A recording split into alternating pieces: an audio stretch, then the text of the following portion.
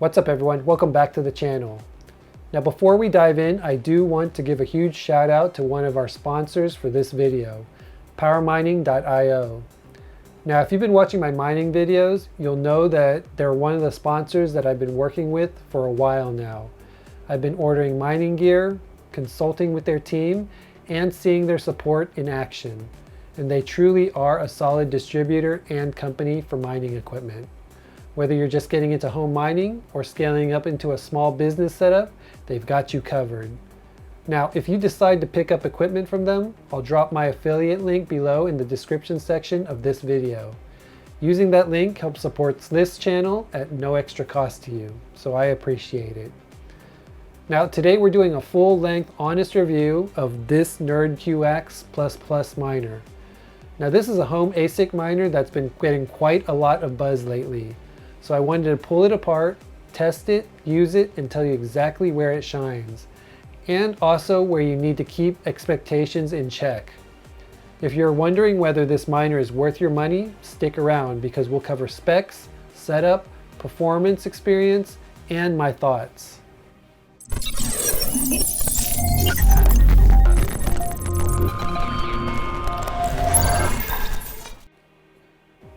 So, why did I decide to review this NerdQaxe? Well, not only did powermining.io send this to me to review, but also for a few other reasons. Now, I've been experimenting with home mining setups, looking for something that's quieter and more manageable in a non-industrial environment. Now, don't get me wrong, big rigs are great, especially if you've got industrial power, proper cooling, and noise isolation. But for many of us running a miner in a home office or even a spare room, the trick is finding something that's efficient without blasting the power bill and your eardrums. This NerdQaxe caught my eye because it's compact, uses efficient chips, and has some pretty nice features, which we'll get into. And since I trusted powermining.io as a supplier who delivers, supports their products, and is known for good quality, this was a logical pick. Now, I also wanted to share my mining journey and my real-world experience based on products that I actually have on hand, not just the manufacturer specs and hype around products that people haven't tested. I also wanted to share what it's like to live with it, how easy or hard it is to set up, and what to watch out for, and also if you really can make passive income or a return on the hardware itself. Because mining hardware can be deceptively simple on paper, but tricky in practice. So that's our mission today, an honest deep dive after about a month or more of usage of this miner. So with that in mind, let's talk about what this NerdQaxe brings to the table. First, you've got a hash rate of roughly 4.8 terahashes per second. And according to the specs, it's powered by 4 BM1370 chips, which is similar to the chips used in the Antminer S21 Pro and the S21 Plus family. Also, the power consumption is around roughly 80 watts. Now in my case, I typically run between 72 watts to 90 watts depending on the configuration, which I think is very low for a 4.8 terahash per second miner. Now, another thing is the display. It includes a 1.9 inch LilyGo T display S3 color screen with 2 programmable buttons. The screen by default shows hash rate, Bitcoin price, ASIC temperature, power usage, efficiency, and more if you customize it. From a cooling and build perspective, it uses a Thermalright AXP90 X36 low profile cooler. And it also supports standard CPU mounting hole patterns for Intel and AMD, which means modifications are possible. Though that's not something that I'll really get into. Now from a connectivity standpoint, you've got Wi-Fi, which supports 2.4 gigahertz only. And then you've also got USB-C for optional debugging and data access. Now from a software and firmware perspective, it runs open source AXOS, which is a web-based GUI that can monitor multiple devices in what they call swarm mining, which is pretty nice actually. Now in the package, the miner comes fully assembled and tested with a 12 volt 10 amp power supply with a stand included. Now, from a spec sheet standpoint, this is a very interesting home miner. High hash rate for the wattage, open source firmware, and compact.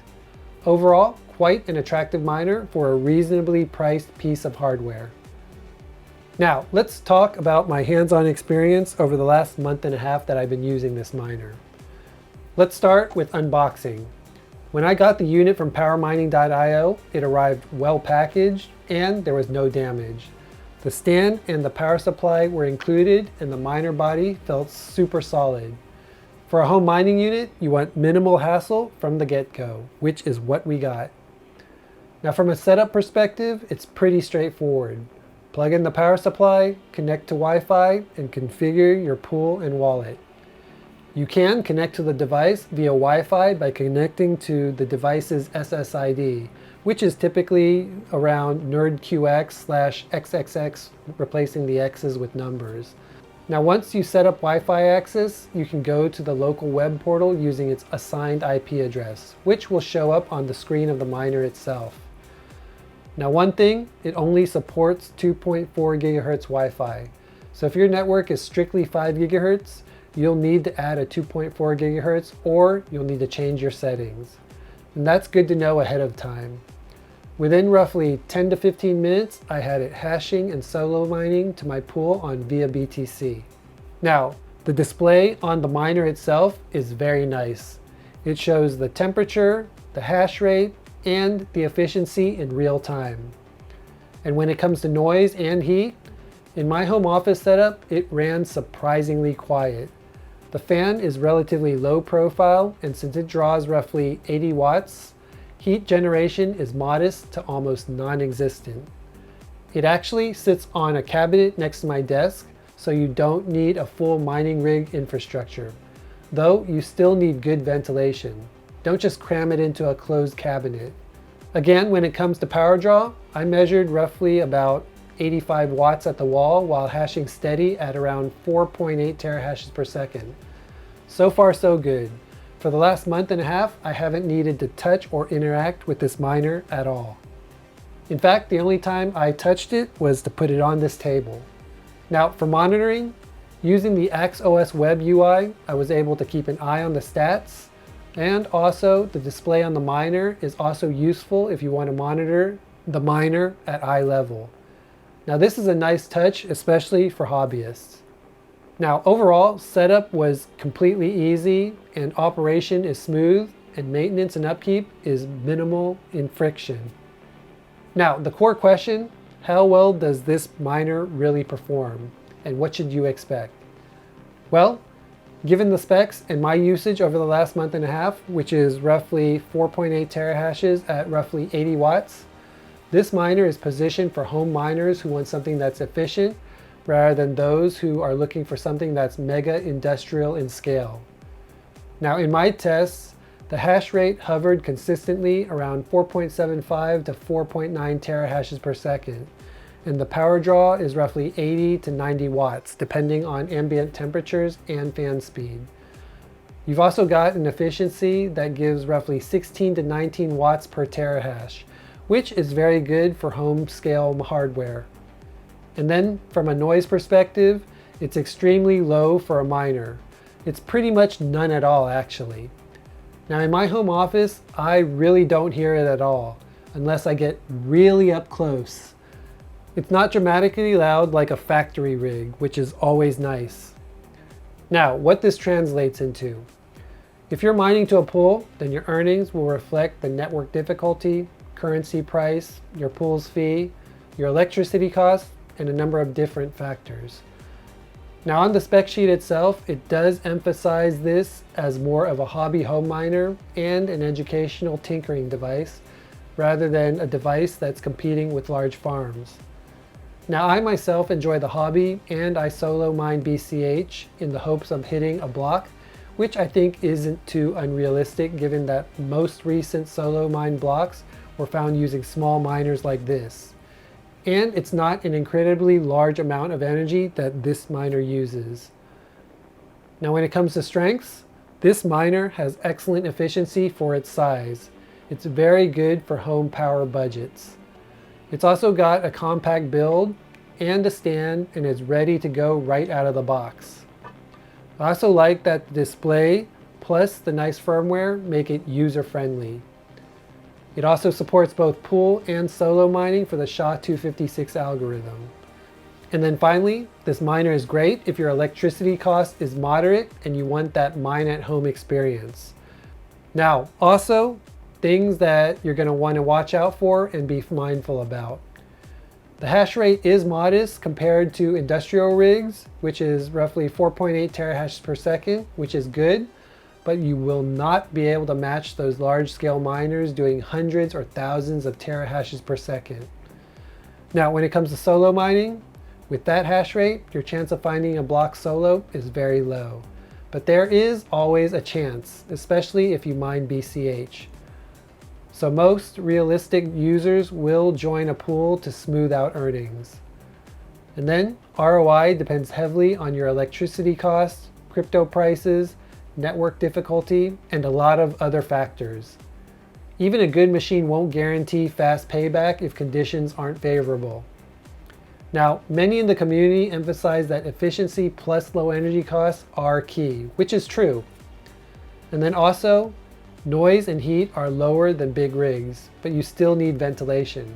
Possibly a separate circuit if you're adding more units, which I'm continuing to do. And then when you scale upwards, logistics, wiring, and cooling become more important. In short, this is not a silver bullet that will suddenly mine you a fortune overnight. But for what it is, a compact, efficient home miner, it does very well. And who knows, if you solo mine, you may even hit a block of your own. Okay, so let's zoom out and talk about who this miner is ideal for and when might someone choose something else. An example of great use cases for this miner are 1, a hobbyist miner.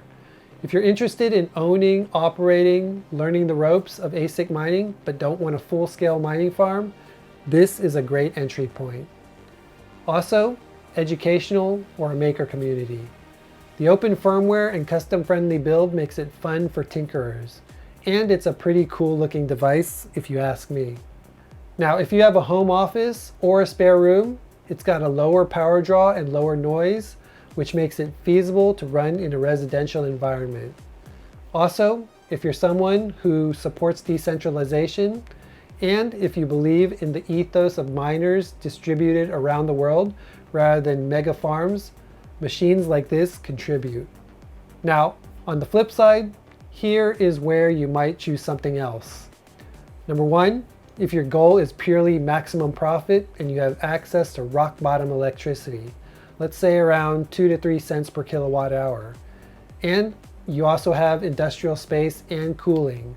In those scenarios, larger miners with much higher terahashes make more sense.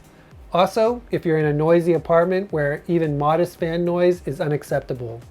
Now, don't get me wrong, you'll still need to consider noise mitigation as your NerdQaxe++ farm grows. And then lastly, if you're planning to deploy dozens of units, then the infrastructure such as cooling, wiring, and space becomes non-trivial. And maybe a miner with more terahashes per second per unit might give better scaling. Now, with all that in mind, here's a quick summary breakdown of some of the pros and cons that I've come up with over the last month and a half of using this device. Let's start with the pros. First, it's got very good efficiency. Roughly 80 watts for roughly 4.8 terahashes per second. Second, its compact form factor and included power supply plus stand is amazing. Third, the display plus user-friendly firmware and monitoring is quite amazing, actually. And then it's also got a solid build quality with minimal setup friction, which is ideal for home hobby mining, tinkering, learning, and solo mining. Now, what are some cons or consideration? First, hash rates are modest compared to larger scale rigs, but DIY upgrades are possible, but you still need good ventilation and power management. Second, ROI will heavily depend on electricity cost and crypto price, so not guaranteed to be fast when it comes to returns. Third, solo mining odds are of course low, and pool earnings will be less than larger miners. So that's definitely something that you need to consider. And then finally, it supports only 2.4 gigahertz Wi-Fi, so you need to ensure that your network supports that. So with all that in mind, what's my final verdict? Well, if I had to give this miner a score out of 10, I'd give this NerdQaxe around an 8.5 out of 10 for its niche, which is the home miner segment. It misses full marks only because you're not getting industrial scale, but for what it sets out to do, it completely nails it. If you're looking for a turnkey home miner that doesn't demand huge infrastructure and you're comfortable with expectation management, such as modest hash rate, solo or pool mining, having to arrange ventilation and power, then yes, this is one of the best options I've used. It's efficient, well built, and it's straightforward to use. Now, if your goal is maximum profit at scale, you might still need to look for a larger rig, but this miner gives you a much more manageable entry point. Okay, so that wraps up my review of this NerdQaxe miner. If you're ready to pick one up for yourself, remember that I'm working with powermining.io, a trusted partner with great service and comes highly recommended by me and other miners. If you use my affiliate link down in the description section below, you'll get the same pricing and support, and I'll be supported too, which helps me keep doing these in-depth reviews. Again, thank you to powermining.io for sponsoring today's video. If you found this review helpful, please hit that like button, subscribe if you haven't already, and ring the notification bell so you don't miss future mining gear reviews. Also, make sure you drop a comment below if you've got questions about home mining, this miner in particular, or you want me to test something specific on this channel. I'll be happy to dig in. Thanks for watching, stay efficient, stay curious, and I'll see you in the next one.